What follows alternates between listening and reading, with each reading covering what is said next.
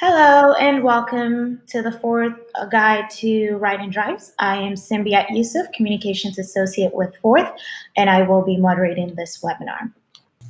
Please make sure you submit all your questions through the attendee chat, and we will get all of those questions answered at the end of the webinar presentation. The button is on the top left corner of your screen. You should see the attendee chat button, and that is the best way we can get all your questions answered. A little bit about Fourth. Fourth is a nonprofit trade association advocating for electric, shared, and smart mobility. We work in four focus areas: innovation, demonstration projects, advocacy, and consumer engagement. We are advancing electric, smart, and shared mobility.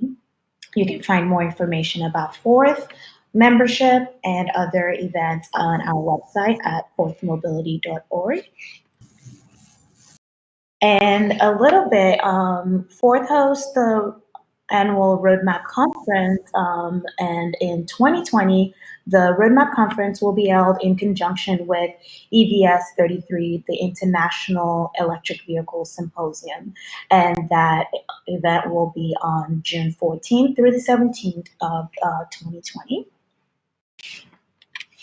Today, we will be joined by Ford's Program Manager, Stephen Almond, and guest speakers, Terry Travis, co-founder at EV Hybrid Noire, and Kylie Morgan, Program Coordinator at Plug America.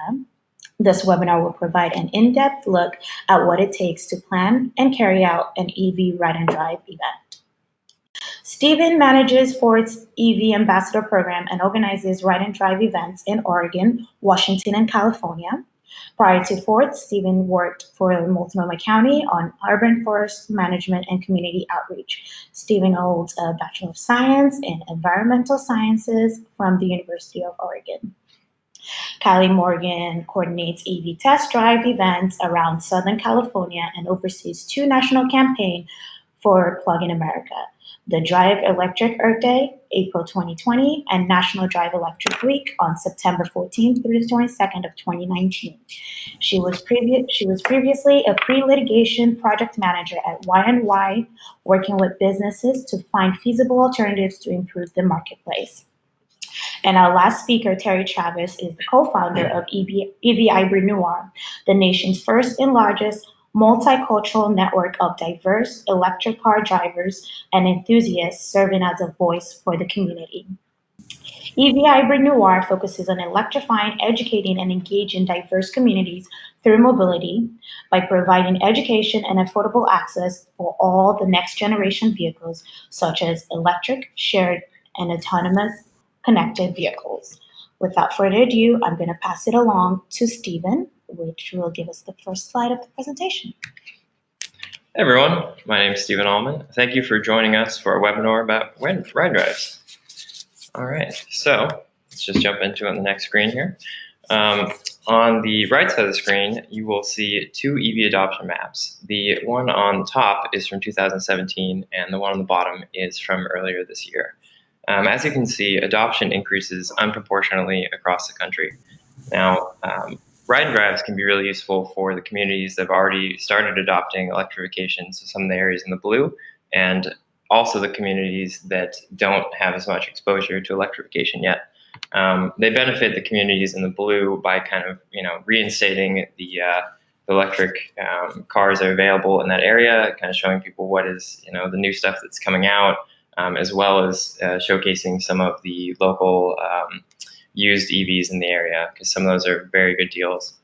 And for the communities that haven't had as much outreach, ride and drives are really beneficial because they can be really the first exposure these communities have to EVs, and you just constantly are reaching out with them and bringing longer range EVs, given that the charging infrastructure may be a little different out there, plug-in hybrids, and really learning about the communities as a whole and taking that information and conveying it back to the industry so we can help grow electrification throughout the nation.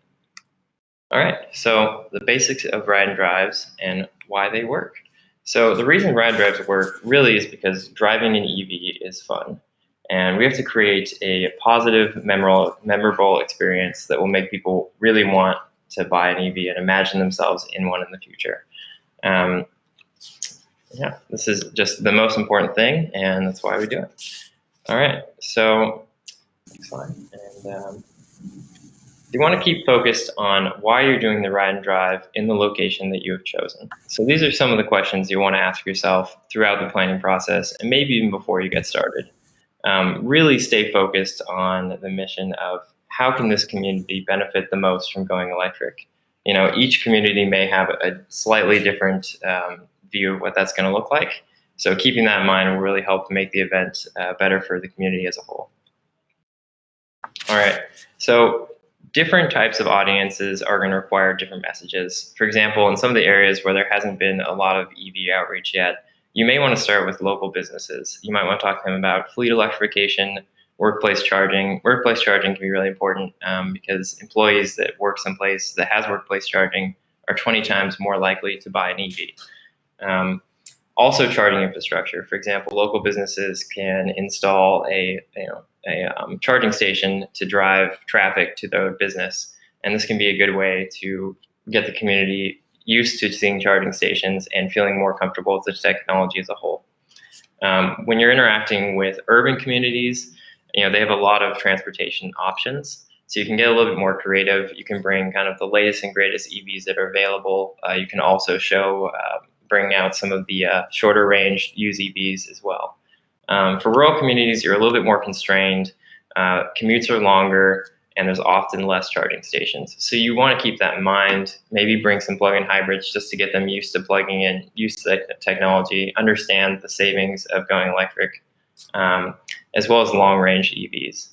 When you're working with suburban communities, the commutes are, they're on average right in the middle. So you can be a little bit more creative here as well. You can bring mid-range commute vehicles like an e-Golf or something, something that just has the 100 miles of range or whatever. And you can also bring SUVs because those are quite popular in these communities. All right, so you really want to make sure you put yourself in the consumer's shoes. And what I mean by this is make the event exciting. Make it something that you think people like yourself or people just in that community will want to go to. But you also want to keep in mind what the available options of EVs in that area are. So you want to communicate with the dealerships in the area, see what cars they have on their lot. This is good because it'll help answer questions. People will always ask you, what are the prices for this vehicle? So it's good if you have that information going into the event because it'll just make answering questions a lot easier. All right, so this is just a basic timeline that you're going to want to follow because it'll just make your life a lot less stressful going up to the event or building up to the event. The main thing, though, is really getting those permits and securing the site because you really can't do much planning until after that step is finished. An example for us is we actually do a ride and drive at the Salem, Oregon Capitol, and we get that space and the permits for it a year in advance. All right, so permits and insurance. So if it's an organization that you're working for that's doing a ride and drive, I would recommend that you get at a minimum of $1 to $2 million worth of coverage. It seems like a lot, but it'll give you a lot of peace of mind, and in case something does happen, you'll be fine. You always want to check with your insurance provider and make sure that it's very clear what you need the coverage for, and so there's just no confusion whatsoever. If you're going to get permits, or if you're going to need permits for your ride and drive, make sure to get those early as well, because that can take some time as well. All right, so partnerships. Just like building any other team, you kind of go through the processes of forming, storming, norming, and performing. So you want to start early. This happens in a very rapid pace with your partners, but you want to be very, very clear about the roles and responsibilities. If there's equipment that's needed, maybe send out a list of who's bringing what, just so everyone knows what is expected of them. And most importantly, be very grateful for the people that come and help out at these. Good partners are key, and if you can keep that going, build up on that, your events will always be a success. All right, so with dealerships, you want to reach out early and often. You want to keep reminding them. If you can, give them a physical flyer. Kind of sell the event to them, make sure that they know that there's a big possibility for a win-win here, where you can increase EV adoption and they can get some sales. For the dealerships that do come out, this specific picture is from a dealership in Bellingham. They even brought their mascot out, and that was a lot of fun. So you'd be very appreciative whenever you get help from good dealerships, and we want to support any dealerships that are champions in this space. Okay, so volunteers and EV enthusiasts. So this is a picture. I like this picture because it shows, it's an event we did with the Oregon Association of Electric Vehicles, and they came out and they brought, I think it was 33 vehicles to this event. So when you invite EV ambassadors and enthusiasts, which you always want to do to each ride and drive, you want to make sure that you're very clear about how much space there is available for to display EVs. Because if you don't, and you just say, hey, come display your EVs, you may end up with 33 EVs that you don't have space for, and that can just make it a little chaotic. It's a good problem to have, but you just want to make sure that you're organized and that you're very clear with these folks as well. All right, so I think it's very important. I think we all know it's very important to know your audience, and knowing and understanding that a lot of people buy cars on emotion. They buy cars for the 1 to 5% of their driving habits. So you want to listen and you want to play off your audience and find an EV that will work for them. I specifically like this picture because it shows that it's an EV that's kind of out there. You can still escape from society if you need to and go out and go camp. And that really resonates with a lot of people, especially in Oregon. Okay. So simplifying the conversation is really important. Sometimes you can get really into the weeds, and you don't want to do that, because you don't want to have someone to walk away being more confused than when the conversation started. And something that makes this really easy for us is we have lots of handouts with really good information. Our EV 101 is actually in 8 different languages to try to eliminate language barriers, and this can make it very easy to just hand them some information. Then they can kind of read up on it instead of walking them through the entire process. If you end up with a large group of people at your booth, this will help speed up answering questions as well. Okay, incentives. So some incentives that we've used in the past are just like donuts, raffles, and gift cards. And in general, incentives really do help. They tend to increase the people that come and talk to you. So just, the amount of EV education you can get done at each event, as well as test drives and test rides. I would recommend bringing incentives to events where there are other vendors. This particularly helps because you stand out a little bit more and you can grab their attention, and you can have their attention for a little bit longer. All right. So diversity, equity, inclusion, ride and drives. This is really important to us at Fourth. In general, we want to make sure that we avoid privileged mobility, and that we make sure that this technology is accessible to as many people as possible. Luckily in Oregon, we have the Charge Ahead rebate that knocks off another $2,500 off a new or used EV. So if you get a new EV here, and it's an income qualified rebate, that is $5,000 off of a new EV before the tax credit. These are some of the vehicles that are available in the area that are used that I pulled up from this morning. The Nissan Leaf is $4,100. The Spark is $6,000-ish, and I think the Soul and the e-Golf were about $11,000 after the rebate, and the Chevy Bolt is a $17,000 car after the rebate. So we like to make sure that we bring these, a used vehicle, and showcase it at each one of our ride and drives to show that there are more affordable EV options that you can still get your hands on this technology with. All right. So with marketing, what you're going to want to use the most is social media. And the reason for that is it's the cheapest, and it really has the biggest impact, especially if you utilize your partnerships and everyone makes a post about the event, and you do that continuously up until the day of the event. That will really help, and it's a cheap way to really get the word out. If you're working with a utility, it's good to send mailers. We find that mailers tend to get some of the older folks to come out to these events, which is very helpful as well. And we don't typically use flyers or press releases for every event, but they can be very helpful for specific events. This one, the flyer to the right here, is actually one we used in Independence, Oregon. It's only a town of about 8,000 people, so we thought we may have better luck if we actually put these in local businesses or garden clubs and just small areas in general. Okay.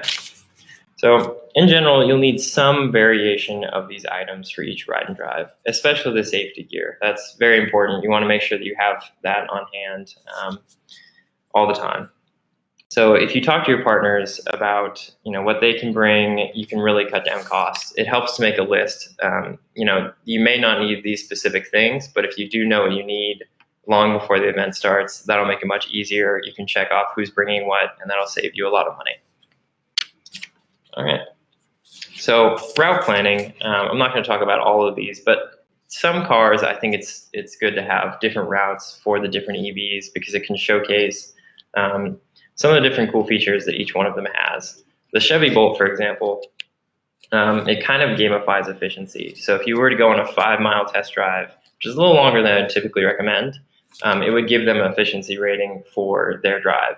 So you go on lots of hills and kind of showcase regenerative braking that way. All right.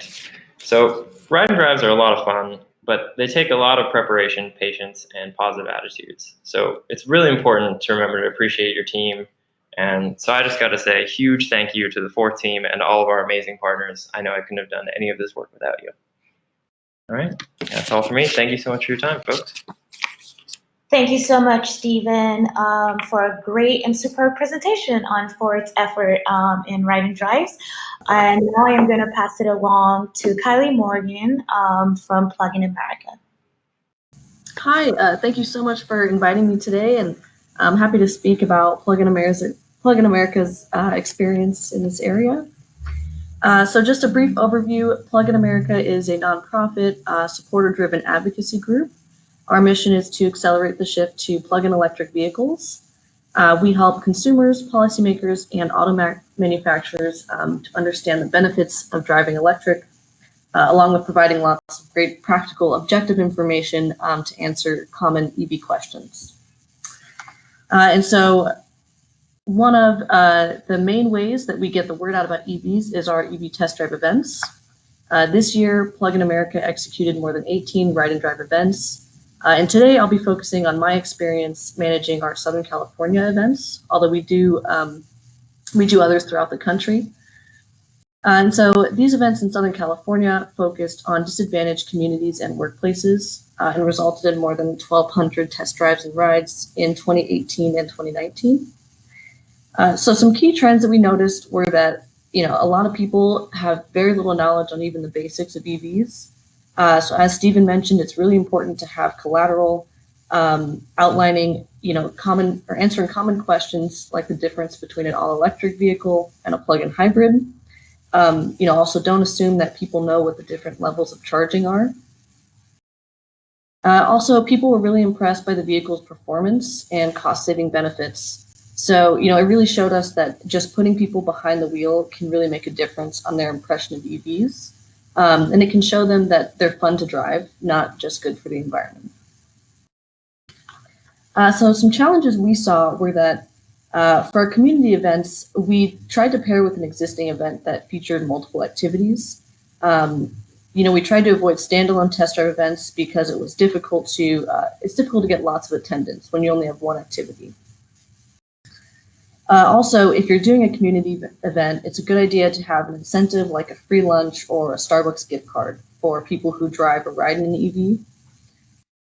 And then for our workplace events, we kind of ran into a different challenge where we had to schedule the event around people's lunch hour. And we also had to make sure that the workplace allowed people to take at least an hour for lunch. Because at our events, in addition to offering the test drives, we like to have a space with other booths such as financing companies, charging companies, and even our local utility, so that people can go around and talk to utility about how their rate might change if they charge an EV, or even get financing options for purchasing one. All right, and finally, another thing we noticed is that there is brand loyalty in specific communities. So we did a car show in Ontario this year, and we noticed that many people wanted to see the Chevy, and it was the same in Corona. And in Compton, many people just wanted to see the BMW vehicles. So it's really important to know your community and know what type of vehicles they're looking for. All right, so as far as liability goes, just make sure that you have insurance coverage for everyone involved. You know, make sure the site hosts, the dealerships, and the exhibitors have all the insurance they need. And then at our events, to check driver's licenses and have drivers and riders sign waivers, we actually have a registration booth where we check that. And then also we have drivers and riders receive special wristbands that the dealers are aware of and they use to identify eligible test drivers and riders. Also, one thing we've noticed that's really helpful is putting our educational booth right next to this registration booth. And the benefit is that if people come to either booth, you know, we can direct them to the other so that they get in the vehicle and they also learn the basics of EVs from our EV experts at the educational booth. All right, so for safety, obviously you want to keep pedestrians and vehicles separate using signs, cones, yellow tape, anything that works. It's also important to have a staff person monitoring any areas where vehicles are entering and exiting, you know, because you just want to make sure that everyone's being safe. And then finally, to count how many total drives and rides we do at each event, we actually have someone stationed where the vehicles exit, and they note how many people are in the car riding in each vehicle, and you know, obviously how many times it goes out, so that counts our drives. For the test drive route, we generally try to make each drive about 15 minutes. That gives everyone a good enough experience and allows us to get a lot of people in the car. We also try to keep it to right-hand turns. And one reason for this is that it limits people being held at a stoplight for too long. And also, we also try to get people driving on the streets versus the parking lot. It's really important to highlight the real driving experience of an EV. For example, if you have a route that takes people on the freeway, you can show off how instant torque helps you merge into freeway traffic.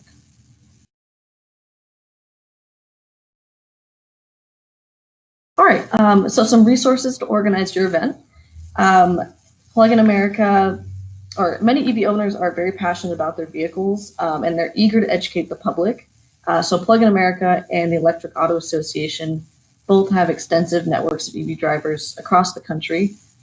So be sure to reach out to a local chapter of the EAA or Plug in America if you want any help getting EV owners. Also, it's a good idea to partner with community-based organizations. You know, you want people who are on the ground working with residents every day because they'll help you get them to your event. Also, your local utility may be able to help. Even if they can't fund your event, they might want to have a booth there.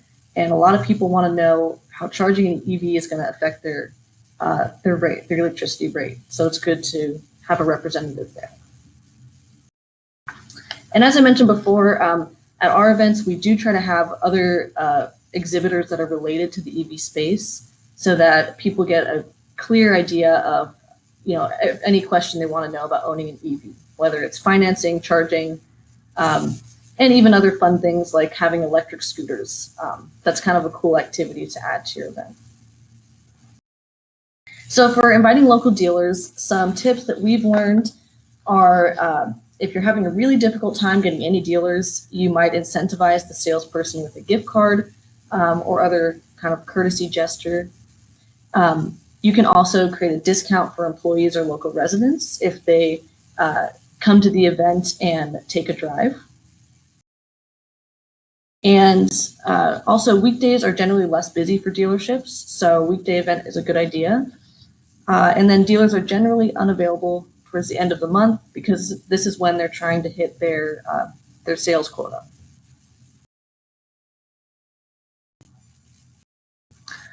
All right, and this is some great data from the National Renewable Energy Laboratory. They showed that test driving does make a difference in people's expectations to consider both plug-in electric vehicle and an all-electric vehicle. So you can see it went up by more than 10%. And some additional data from the same organization shows that, sorry, give me one moment. Some additional data shows that the existence of charging stations really makes a difference. So people who know and see that charging stations exist are much more likely to consider purchasing an EV. And their data also show that it's important to have people drive both the plug-in vehicle models and the all-electric if you want them to truly consider both options.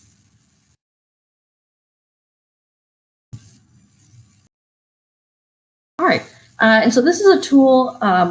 Basically, my next two slides are going to show you 3 programs from Plug in America that might be useful at your event. One of these is our Plugstarcom online shopping tool.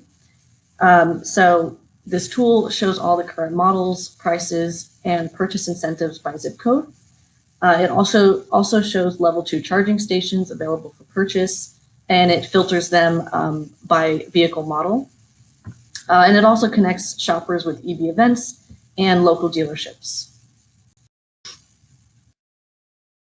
And our other 2 national campaigns are National Drive Electric Week and Drive Electric Earth Day.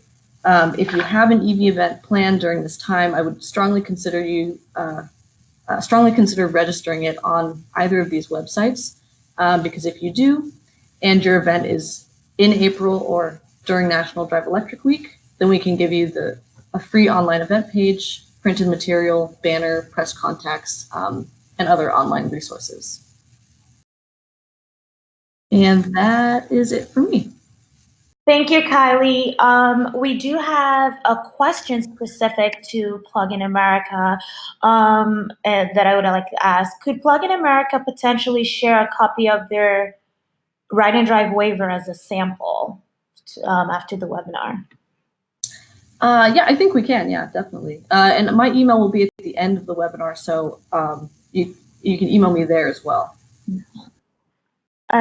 Also, do you have tools, collateral for encouraging workplaces to adopt charging infrastructures? I can see about that. We definitely have our main collateral, which is our EV guide. And it shows most of the available models since it was updated in June, which we use at events. And we also have our EV policy achievement kit, which is related to workplace as well as just community policies that might help increase EV adoption in your area. So I can share that, definitely. And a question directed about auto insurance that I think might be best suited for Stephen and you, Kylie. Is there another way to ensure insurance coverage to let individuals drive their vehicles if the current auto insurance policy does not have the appetite for insuring events? And this is for both speakers. Yeah, I think it might be best. I mean, if your current insurance doesn't have the appetite for it, you may want to look into a different type of insurance, and I could recommend ours to you. So feel free to email me after this as well. But other than that, I think, working with them to have, like, if you have one route that's specific that you to your insurance, to the site host, and to maybe even the police or the local police, so they know what's going on, that will increase your chances of your insurance being all right with it a lot more. Kylie, do you have anything to add on the Plug in America side? Not really. It's definitely valid. We've run into this as well, but I think it just depends on your relationship with your insurance provider and maybe shop around. Maybe there's some who are more willing to take on the liability. And what is the service for checking driver's licenses to allow them to drive the cars at the Ride and Drive?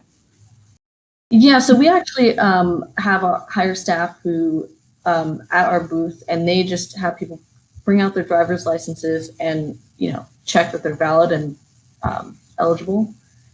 I don't know if there's an actual like scanner or anything you can use to check it with the database, but we just go by looking at the actual card. Yep, same here. We always ask people if they have insurance as well.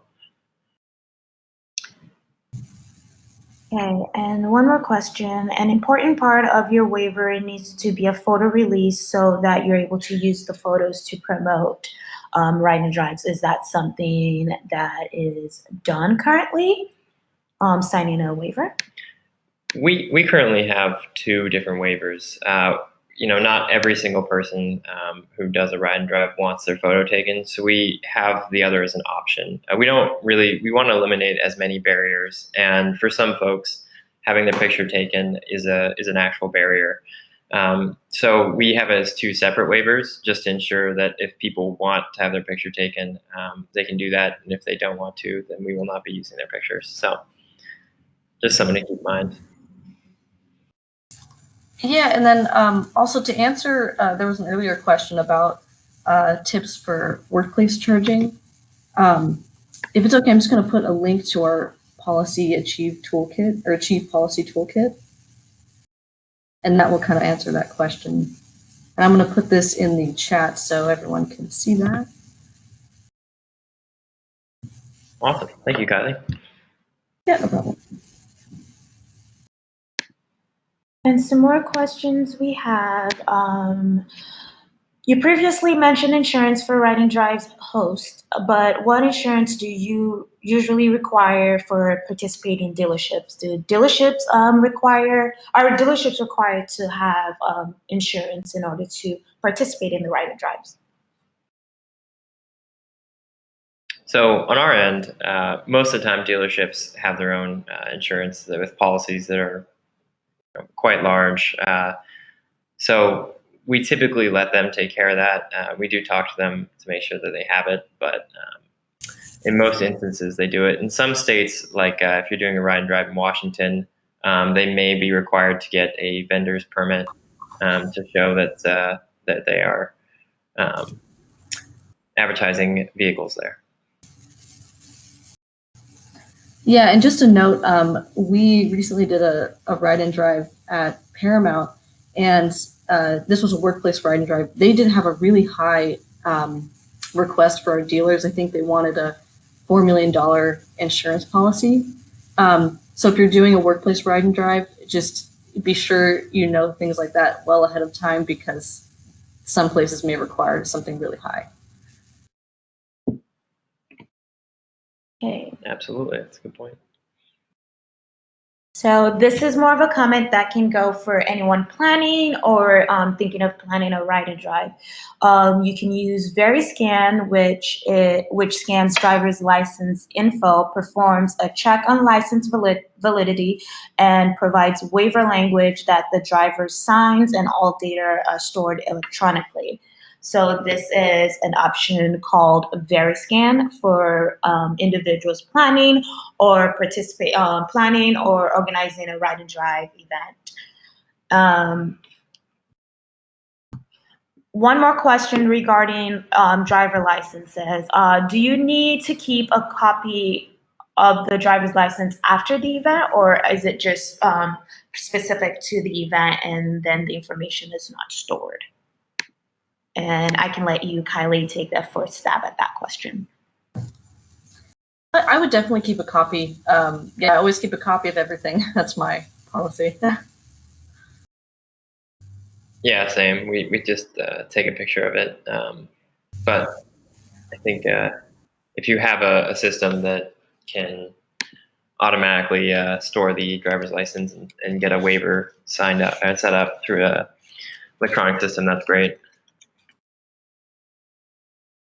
Okay, thank you. And I am going to pause the questions right now, and I will move it along to Terry Travis, who is the co-founder of EV Hybrid Noire, to give his presentation on the EV Hybrid Noire's perspective on ride and drive events.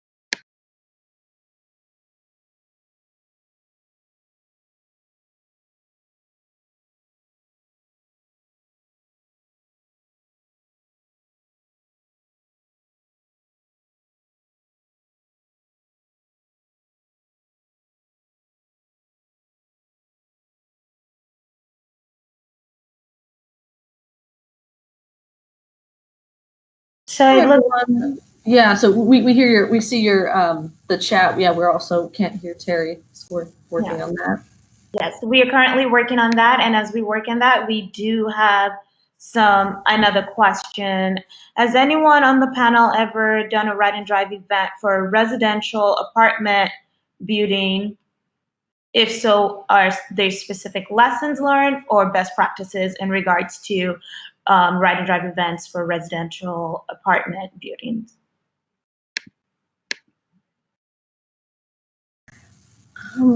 We haven't done any. Yeah, have you?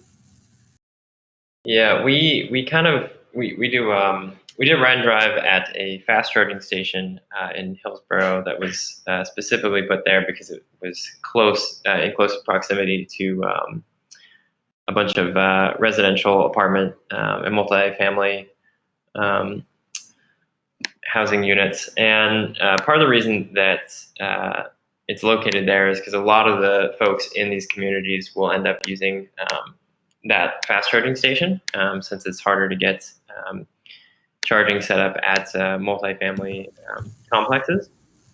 But for the most part, we haven't done one specifically at in a complex, and I think we would be open to doing one, especially if they were to get charging stations installed. That'd be a great way to kick that off.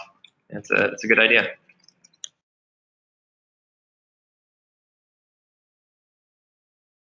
Kylie, do you have any input on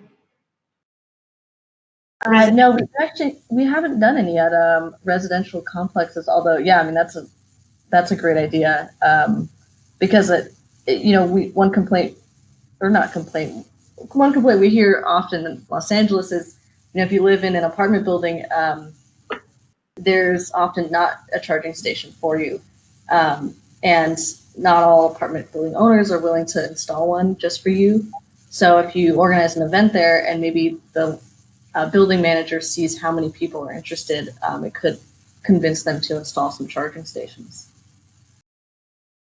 Yeah, that would absolutely be great. So it looks like Terry is going to be calling in shortly, so we should be able to get him on here in just a moment. Thank you all for your patience. Yes, and if anyone has any other questions to the panel, please send them via the attendee chat and we can answer those as we're getting Terry into the webinar.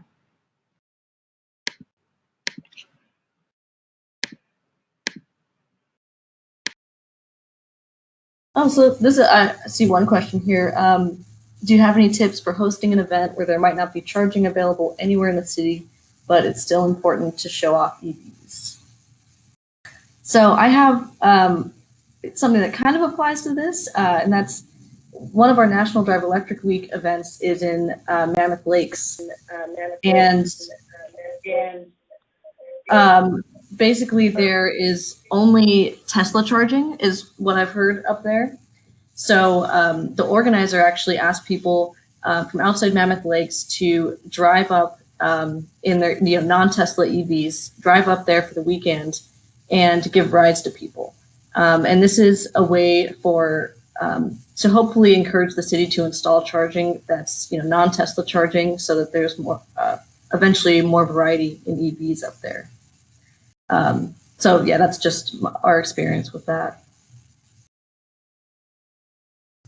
Yeah, and if I were to add to that, I think that is a good opportunity to bring out some plug-in hybrids to get people used to plugging their car in.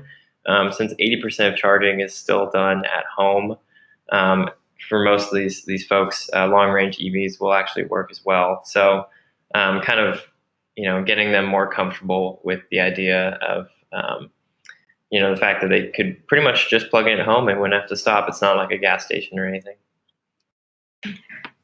And I think Terry is in now. Terry, can you just say hello and let's see if we can hear you.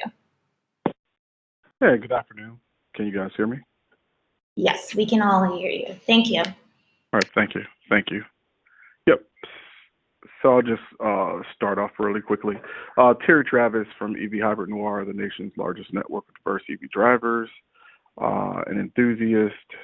We have been facilitating ride and drives across country for a few years now, and one of the things that we, really focus in on is making sure that those communities that often aren't included in the EV conversation, we do outreach to, so that, the conversation is more inclusive, as the EV space begins to develop and mature. It's important that all communities and all folks have access. Next slide.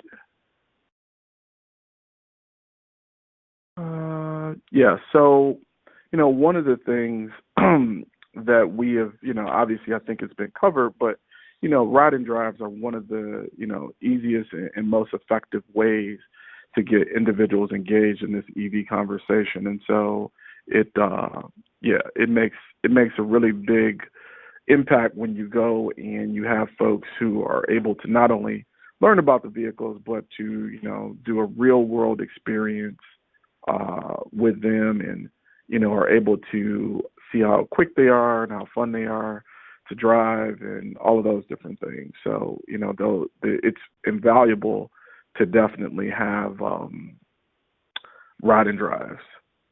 One of the things that I would say is that what we do in addition to the ride and drives is we continuously collect data to understand quantitatively, what the thoughts, habits, and beliefs are of, different EV drivers as well.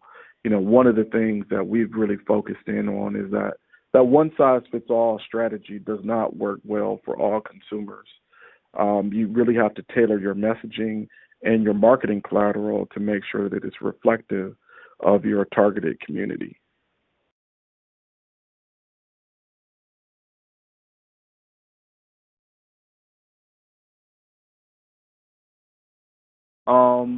So one of the things that, we really wanted to talk about is diversity, equity, and inclusion when doing ride and drives. I think that it's really important.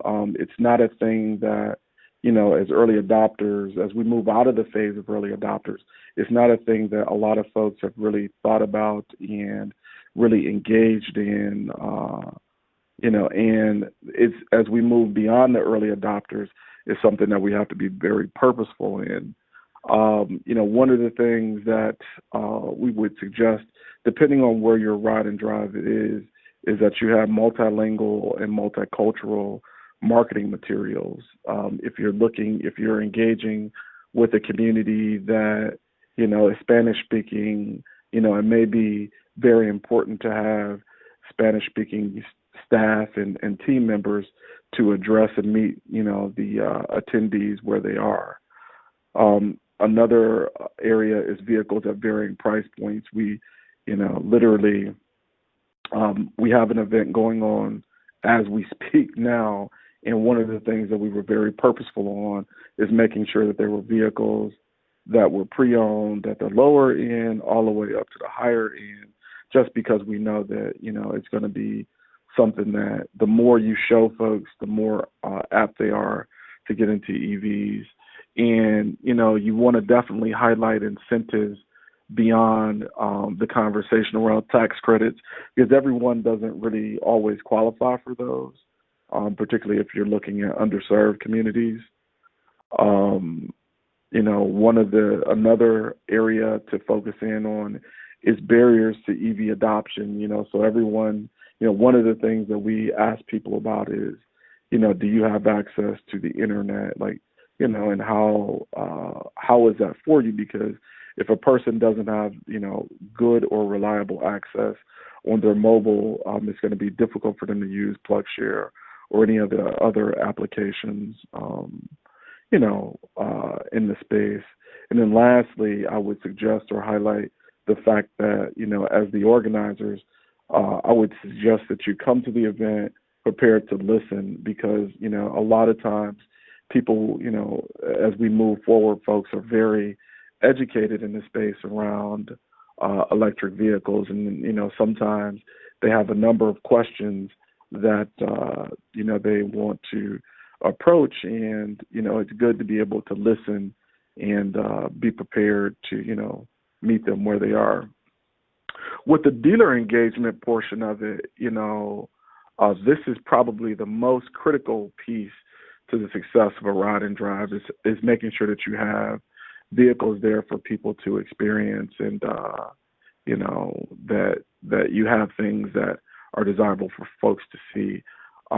I would say, the first thing that I would say is really critical to that is engaging with the dealerships well in advance to develop a relationship. It's much easier to, get a vehicle out, or two or three or four, if you have an existing relationship with a dealership or an auto manufacturer. And then one of the things that I would say, in addition, one of the challenges that we've experienced in the past is, making sure that they send someone who understands electric transportation or their electric vehicles. A lot of the times, if you're doing a ride and drive on a Saturday, it's very difficult to get the most knowledgeable salesman out, because typically they want to be on the floor, making sales and generating income. So you want to develop a relationship so that they make sure that they send out the person that is the most qualified. One of the other things that I would highly suggest is being very clear when that dealership or OEM or that marketing team comes out, that who's going to handle the insurance waivers and who's going to handle the scanning of the licenses, what have you, because you don't want to get there day of and be scrambling to figure that out. And last thing is that I would say, I can't reiterate enough, every dealership is not the same. So if there's an opportunity to engage with the regional marketing team, I would highly suggest that you do so, because those folks are not on the sales floor. Those folks, their job is to go to events and really market your vehicles in a real world way. The last part of it is that the post event, it's really important that following the ride and drive, you utilize best practices to report out to your partners data, and making sure that, you're connecting with those folks who attended. If they, if you had a Chevy dealership or a Nissan dealership or whatever it is, making sure that you provide the information that connects them with those dealerships. And best practices would say get that information out no later than a week following the event. And you would definitely want to say to your dealer partners, the number of event attendees, the number of ride and drives that you executed, the engagement of first-time consumers. I think that we found that to be very important, because typically when you have that first-time consumer, you have, that one time to make that first impression. And so typically they're the most excited. That's been our experience. If you facilitated any data collection or surveys, it's really, important to kick out that information to those attendees, because it's interesting for them to note, where other folks are. If you're, we just facilitated a ride and drive this morning, and, one of the things is that, most people in the room realize one of the questions that we were dealing with was how many miles you drive on a given day. And, most folks realized that they drove between 20 and 30 miles at this particular event. And when we were able to tell them that even, on the low end, almost every electric vehicle in the market would meet their needs, that was something that was very, startling to them, because they just had these horror stories and range anxiety, and just thought that, what happens if, I want to drive to Reno, or whatever the case may be. The idea is that most electric vehicles that are on the market will fit your needs at that point. But at the end of the day, that data is really, really, really important to report out to your partners. And, that's my last slide, but I guess we can go back to Q&A and figure out what the folks who are on the call have or what questions they want to ask. Thank you, Terry. These are the emails for the speakers today. So if you would like to connect with them after the webinar, this is a good way to connect with them. We do have some questions. For Terry, does first-time consumers mean first-time car buyers, first-time EV buyers, or other? What does the first-time consumer mean? So for us, that means the first-time consumer, someone that is going from an ICE vehicle to an EV. We have had first-time car buyers come to our events, but typically that means someone that they've never been exposed or haven't been exposed to an EV, and this is their first time, engaging with whether it be a Leaf or a Bolt or Tesla or e-tron or whatever the vehicle may be, but their first time getting in an EV, we found it is pretty, enlightening for folks, because what their perceptions are before the event and what their reality is afterwards is very different. Okay, and this is for all the presenters today. Do you use breathalyzers at each Ride and Drive event? And if so, what's the policy regarding that? Is that a requirement, or is that something you choose to do? So I'll go ahead and go first on this one. I think that for us, we've just tried to avoid events that serve alcohol. And we do this by, keeping the hours that we're there relatively early in the day, up until 5 or something like that. So that helps with that. But if there is going to be alcohol present at an event, we typically just offer rides. And this can be beneficial in a way that, if there's, let's say it's like a wine tour or something like that, you can show up in some EVs and transport people from one to the next, and they'll appreciate the ride, get an EV experience, but they won't have to drive, and so you don't have to take that risk or even really think about it too much. Go ahead.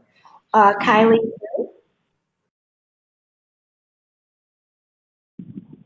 Sorry, can you repeat the question? Are breathalyzers required for your Ride and Drive events, and do you breathalyze at your events? Yeah, so we mainly use those only at events where we know there's alcohol being served.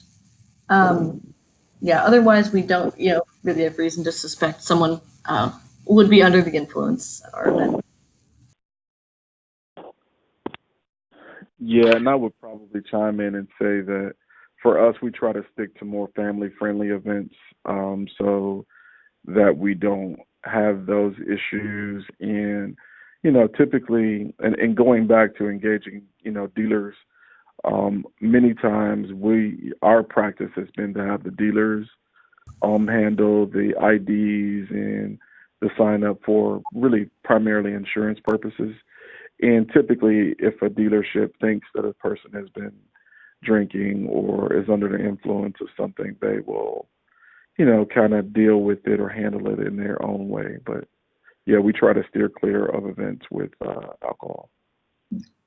Next question for all of the speakers. Are there specific lessons learned for anyone that has done a Ride and Drive specifically for state and local elected officials? So yes, I think on Force End, it really helps to go ahead and do a little bit of outreach beforehand. I drove up to Salem and kind of met and visited each one of the offices of the legislators to invite them to come down to do a test drive. And then also the cars that you're showcasing, you want to make sure that you're not just showcasing flashy, expensive EVs. You also want to have things that are practical, affordable, and just things that really will fit for each of the communities that they represent, not just things that are, like I said, flashy. Yeah, and Plug in America every year does our a Capitol Hill Ride and Drive.